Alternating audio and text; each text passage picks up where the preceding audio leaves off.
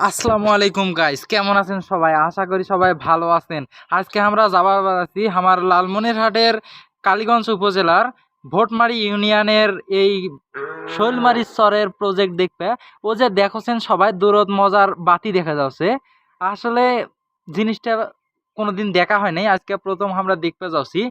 এই যে মোর বন্ধু শালা মোর সাথে যাওছে, জানো না কি আইজ কি ফিলিংস যে হচ্ছে আমার, এটা কথা তোমাকে আমরা মনে করেন যে বুঝবে পারো সিনে। এই যে আমরা আলছি প্রায় নদীর মধ্য, তিস্তা নদীর জানেন ভাই, আমরা তিস্তা নদীর জীবনের প্রথমে নৌকা চচ্ছং।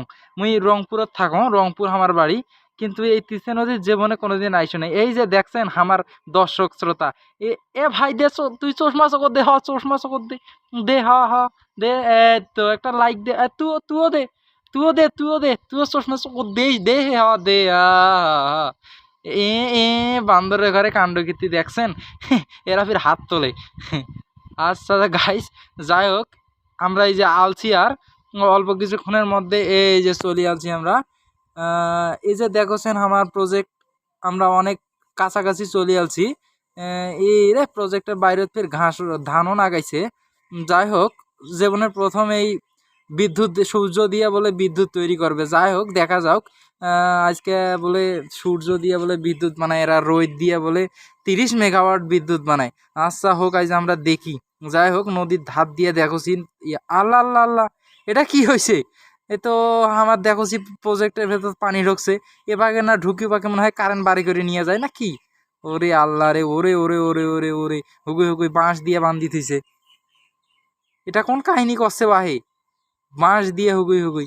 আরে আমার তো কারেন্ট পাকে বাড়ে যাবে, মুই দেখছ কি একটা অবস্থা বাহে। তোরা জীবনের প্রথম আইনও আমরা দেখবে, তাও যদি এই কাহিনী এলে, এ তো বাঁশ দিয়ে মনে করেন যে খুঁটি, বাঁশের খুঁটি দিয়ে শোক আটকে থইছে। ওই ওপাকে ইট দিয়ে আগে গাঁথছিল, ইট দিয়ে গাঁথছিল, তাকে ইট ভাঙ্গি গেছে, ভাঙ্গি যা ওই জিও ব্যাগ দিয়ে বাঁশ দিয়ে ফির ওই যে বান দিছে। কিন্তু যতগুলা পানি হয়েছে, আমার প্রজেক্ট তো পুরো ডুবি গেছে ভাই।